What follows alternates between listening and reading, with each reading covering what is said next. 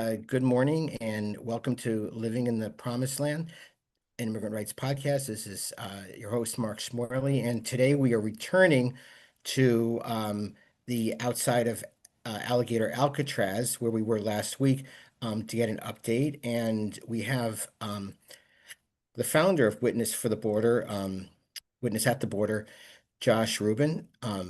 Josh, how are you? Good morning. Hi, Mark. Okay, and everybody can see the sign behind Josh is and that's the sign for Alligator Alcatraz. It's not pointing in a direction, but I guess everybody knows it's down that road. Yeah, it's about Um 5 miles down that road there. 5 miles on the road. And what does that other sign behind say? The red one. Let's see. This What? turn. I'll Yeah, get you there. let's see that Give me a sign. second. There we are. Private property, no trespassing. And Jeff, Matt, and Wesley were telling me last week that that sign is newly minted. It looks like a new sign. Um, and that Yeah, it used to be considered to be. as far as we know, it's not private property. It's a county road behind them. But that doesn't stop them from putting up signs that say things like that. There's a big truck pulling Interesting. up next to me here right now. So let's see this truck. Okay, so and are they going there? So that truck is making a left and This is a going truck in. that brings. This It is a looks like truck that brings water in because there's no fresh water inside the camp. So a number of these come by several times a day. Fresh water comes in, yeah, and mhm, wastewater is trucked out. incredible. So if the road, if there's a storm, or the truck is delayed, then they're delayed on getting fresh water and Well, wastewater. So it's certainly a precarious situation to set up a camp in the wilderness like this with no running water, no electricity. They have to rely on generated power, but that's all part of the scheme because they want to get to a place where people aren't going to go, yep. and most people don't go. So all right. So you've shown us that, uh, and so you can just go up, you can go head back over to the camp and be in the shade Okay. because I know it's brutal there. So you can show us, is that a police car behind you? Yeah, that's a highway patrol car. I'm not going to cross the road quite yet because there are cars coming. That's a Oh, highway okay. patrol car, and they're stationed at the gate 24 hours a day. Yeah, we saw that the other day. Now, have you had any interaction with the patrol, or have Yeah, you? some occasionally they tell me not to stand so deep into the road or something like that. A couple of guys come by and ask me if I'm drinking enough water, Oh, um, good. Okay. and I appreciate the courtesy. Yeah. Right, Well, they're local. They're Miami-Dade police, highway patrol, so I guess they're state. highway patrol. Yeah. So this is the highway they're patrolling, and they don't seem to be patrolling, but yeah, I know I could see when you were walking over there, for the people watching, it's the blazing midday Everglades sun, and you certainly, this is a much healthier place to be, and I know it's a quieter time right now. And so Josh, you are considered to be the founder of Witness at the Border. So tell us about that. How did it come around? Well, I'd started cutting back on my work, I guess, about 10 years ago, and I spent a fair amount of time, like a lot of older people, watching MSNBC, and I saw that they were separating children from their families. And down at the border, I had spent time in Texas when I was a younger man. I was a kind of vagabond and spent time in southern Texas. So I was recognizing some of the places that I was seeing on TV. And instead of throwing something at my TV to break it, I decided I would get up out of my chair and I'd go down to the border. So I started going down to the border and met some people who were active down there. Went to El Paso, went to went to Brownsville, went to Harlingen, went to those places, Arlington. and Mhm. yeah, and I I kind of after a couple of trips down there, I came up with a strategy that was based on the fact that I didn't know what the hell to do at all. to help. There was this camp in Tornillo, Texas. This is about 40 miles this side of El Paso. And I went there and I thought, I think I'll just stand here. I'll make a sign. I should have my wife help me because she's an artist, and she made a sign. And I went there and I rented an RV and I camped out at the gates of this child prison in Tornillo, Texas. And I was there for 3.5 months. And eventually people came and joined me. A lot of people came and joined me, and members of Congress came down, and senators came down, and press came down. And Tornillo, after 3.5 months, shut its gates. It closed down. I remember that was the summer of 18, right? 2018, like That was June 2018. That's right. And That then was when I got June. home, I got a call from somebody, actually a child psychiatrist that works in the field, and said that what's going on at this place called Homestead in Florida is even worse, and I better get there. Well, I wasn't too happy about that, but I packed up and I went to Homestead, and by then there were enough people to man a camp out in front and stay there for, I guess it was about 7.5 months before we managed to bring enough publicity to that place to close it down. One of the things that happened for us in our favor was the Democratic candidates were coming down to Miami for their first presidential debate. And we had people who went around to these candidates and made them pledge that they would visit Homestead while they were down there for the debate. So suddenly we had presidential candidates showing up there, and TV cameras showing up there, and standing on the step ladders that we'd set up there so that we could look over the fence and wave to the kids. And that kind of pressure actually eventually closed Homestead. It was harder, but we I managed. remember that.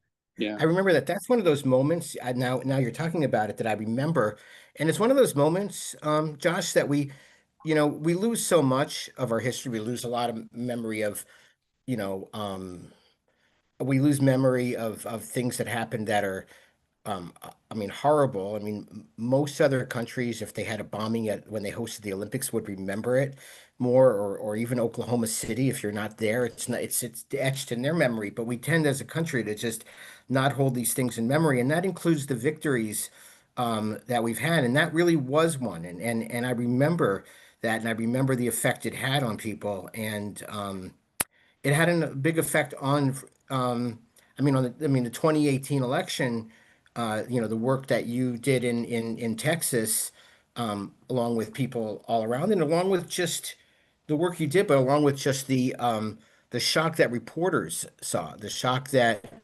I've been an immigration lawyer a very long time, and shocking, the treatment of immigrants that would shock the public to the point where it would be a negative issue in an election really did take a Donald Trump level of cruelty there. But it also took people saying we're outraged, and to get the media down there. So that was certainly a big deal, because you certainly did not have the statewide. You were not getting the senators from Texas and Florida to join you.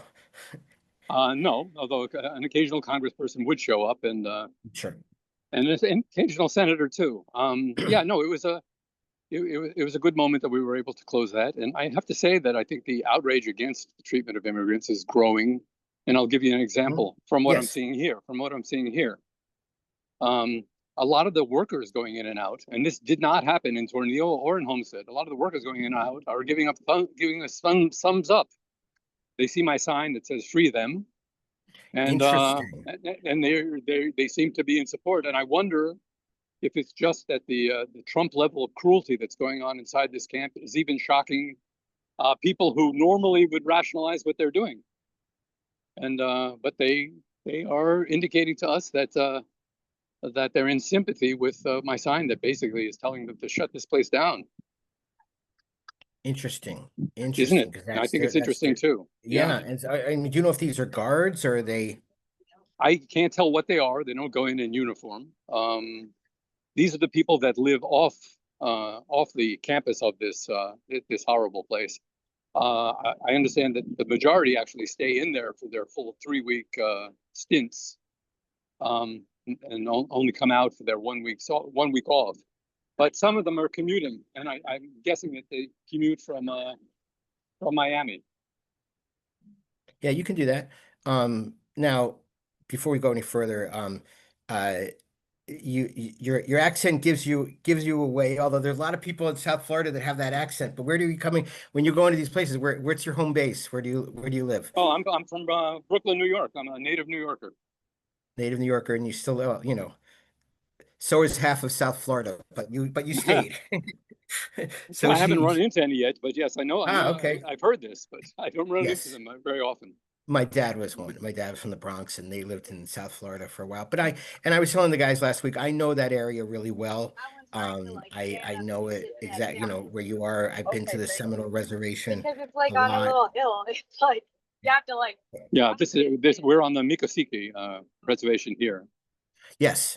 Yeah, Yeah, which is yeah, right there. And it's and I know that there's also the two lawsuits that are still happening this week, and I understand that they expect the judge that there to be rulings and um there's the lawsuit that is the Miccosukee and the Friends of the Everglades lawsuit, which is, which we talked about a bit last week, right. which is the one where they're enjoined from extending um from continuing to build out on the the Alligator Alcatraz on the prison itself, and then there's the one with lawyers and access and all that. Have you seen? So what are some of the other things that you've seen going in and out other than the water and Oh, the there's the workers? water and all kinds of maintenance equipment. I mean, a lot of what we're looking for, one of the things we're keeping an eye out for is signs of construction going against that temporary restraining order. I don't know that Yes. I don't know that we've captured anything like that, and I don't know that we understand equipment well enough to know whether they're doing things that they shouldn't be doing. But we certainly see nothing real obvious like I saw at other places when you see tents going in and things like that and shelters going in. We don't see that.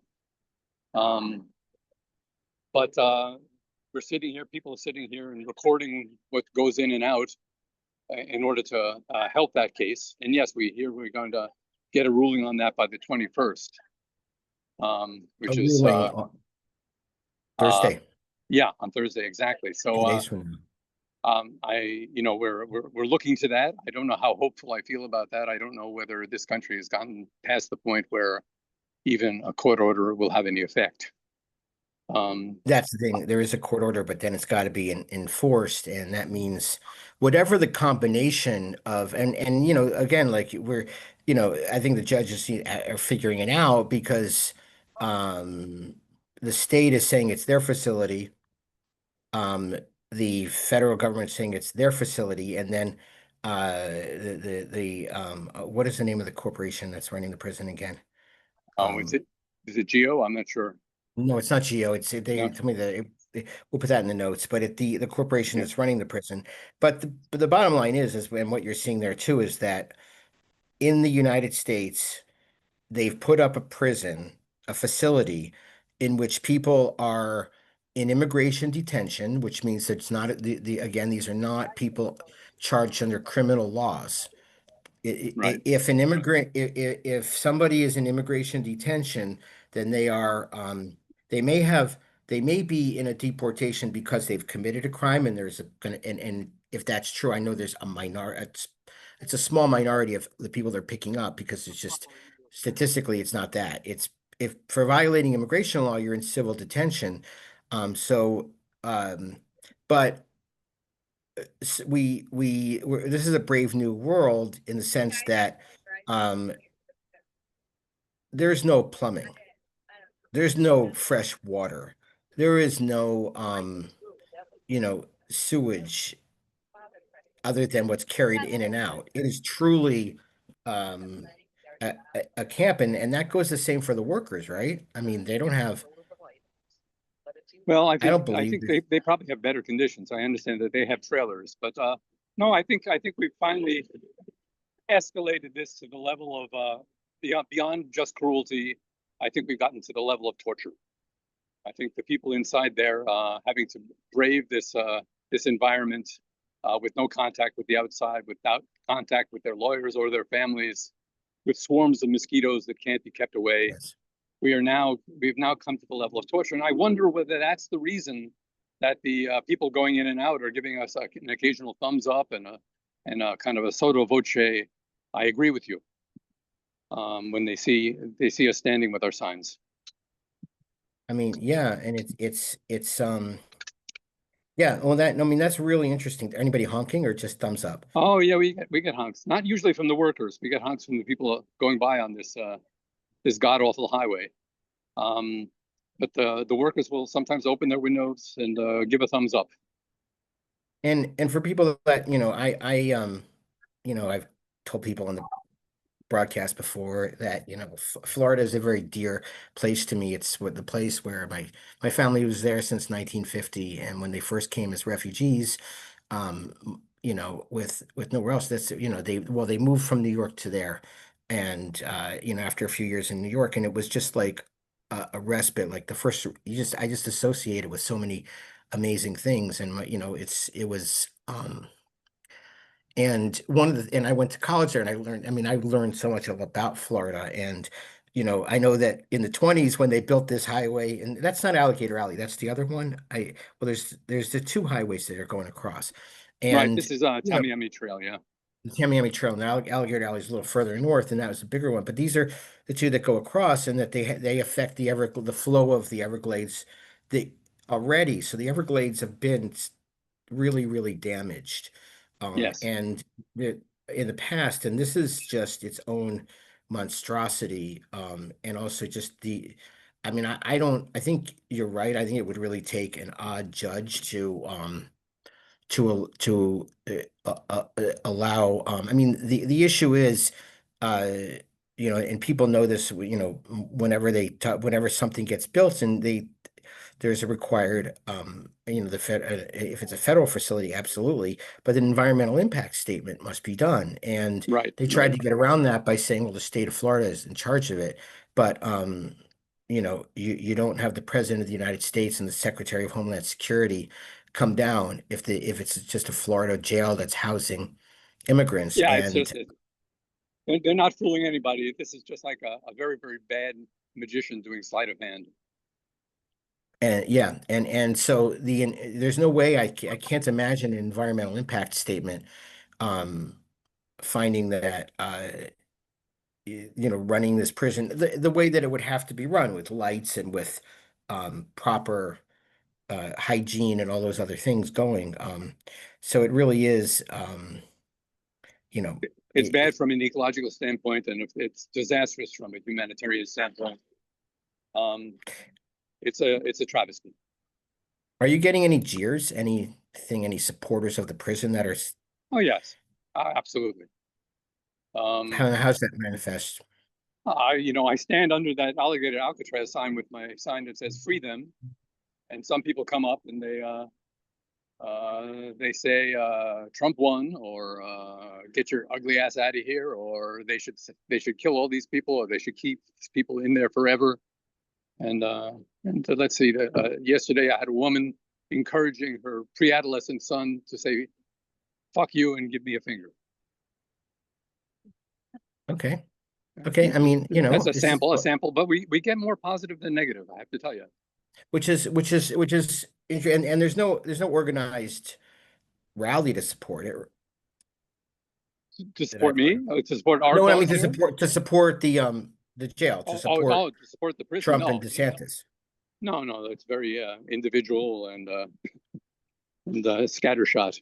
It's nasty, and they're nasty moments, but you have to put up with that if you're going to oppose the kind of forces we're opposing. Right, right. And so you've got you're down there for how long?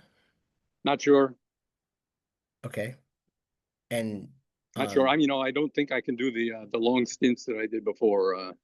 The month-long stints and stuff like that. I'm not a young man, and I don't think I can stand it, to tell you the truth. But there are younger people here that I think are going to take up the baton and keep it going.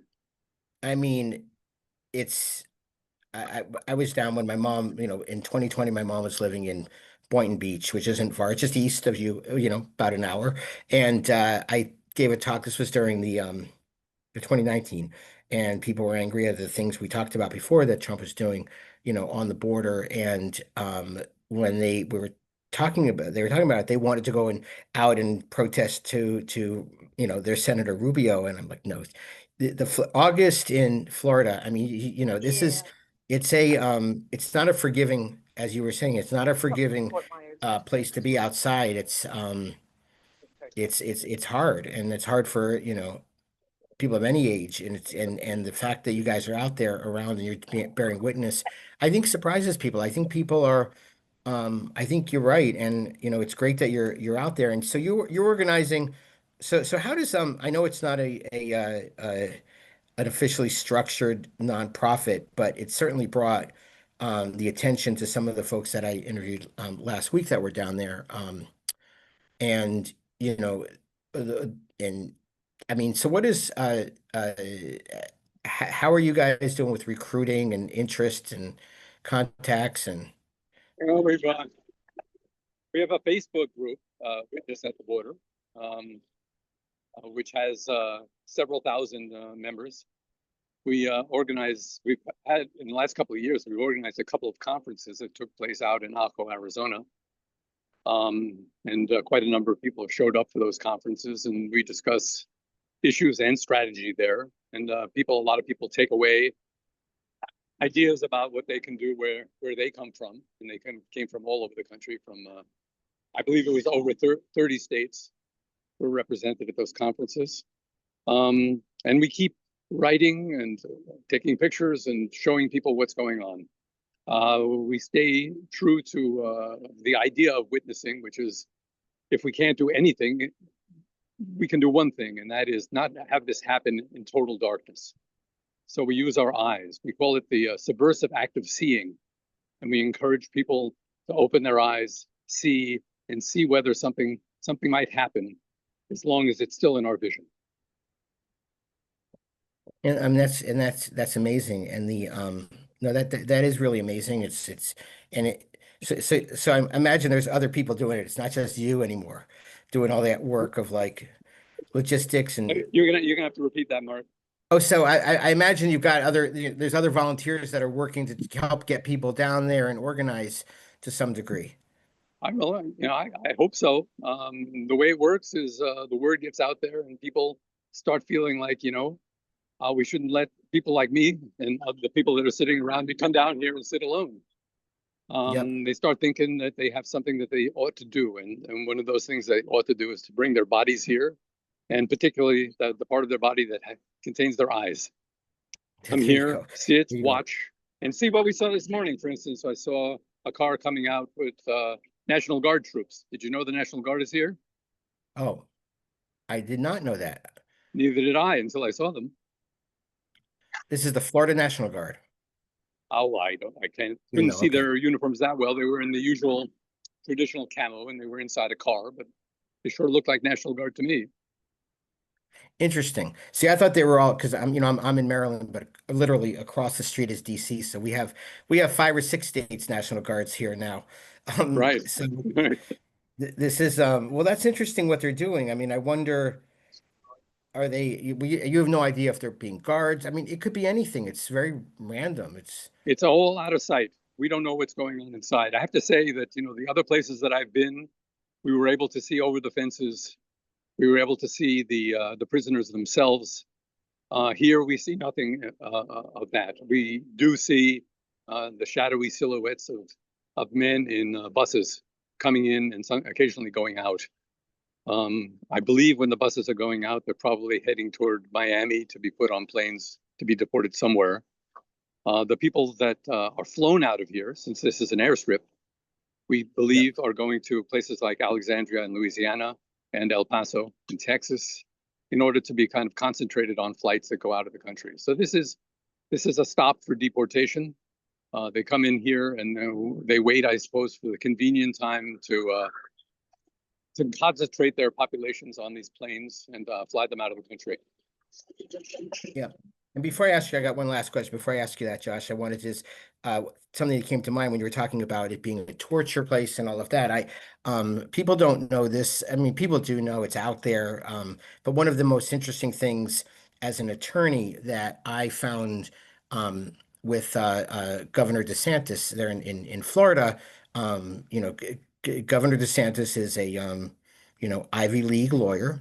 I believe he went to law school in Yale, and he might have gone to undergraduate in Florida, but he was definitely an Ivy League guy. He had a very prestigious job in the military in the JAG Corps, and he was in Guantanamo. I don't know if you knew that, but he was in Guantanamo, and his job was to document was to document for the prisoners any of their needs, any of their complaints about the way they were treated. And there have been a couple that have been released that, because most of them you don't know what he did because no one in the army is really going to talk. But people who, and as we know, people don't get released from Guantanamo. So when they were released, they talked about the fact that he sat there and watched them being tortured and did nothing. So, these are the profiles in courage and the belief in humanity that we have in our government. But my last question for you is, when in other times when you've gone and now you're going back to New York. New York, you've got the in you've got the speaker, the minority leader in the Senate and the minority leader in the House. So you've got some powerful folks there. You've got a community. How are you going to do presentations? Are you going to meet with them? Are you going to meet with local folks? Are you going to do you bring things back there or your Well, experience? I go to the local demonstrations that are going on. I stay in touch with what's going on at the immigration courts. I've been to a lot of Hmm. demonstrations there in front of the ICE offices at the federal building in downtown. I stay active when I'm up there. I'm just a little cooler when I'm up there. Are you going to explain? Are you going to talk? I mean, are there people there that are going to invite you to talk in community groups or to meet We'll with them? see. I'm not sure. We'll find out. I'll keep writing. I write in my Facebook group all the time, reporting on what I see, and I kind of get the word out that way. And I believe I have a lot of followers. So I'll get the word out. But I think the first thing I'll do when I go home is go to sleep. Go to sleep and put on the AC and Oh, the put on AC will be movies. on all the time. Yes, absolutely. Well, Josh, this is, I mean, I personally want to thank you.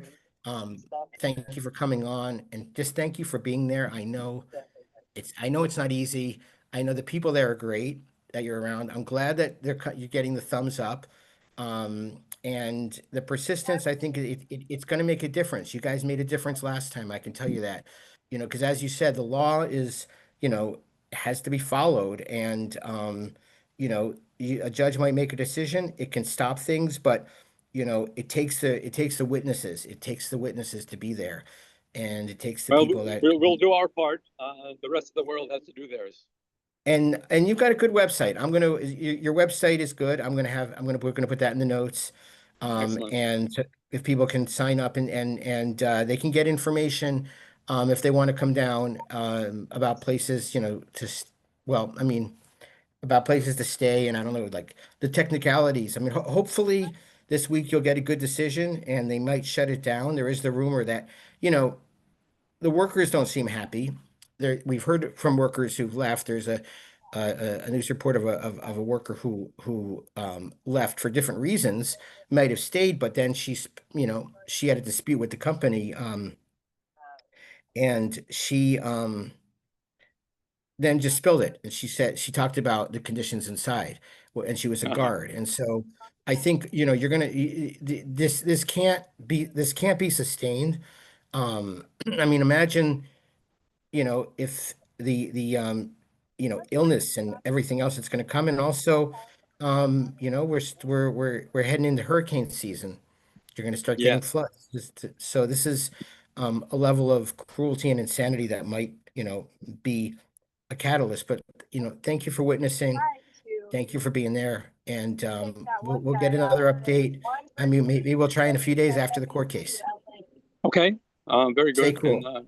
thanks, Mark. Stay hydrated. Stay cool. All right, you take care. Promise. Bye bye.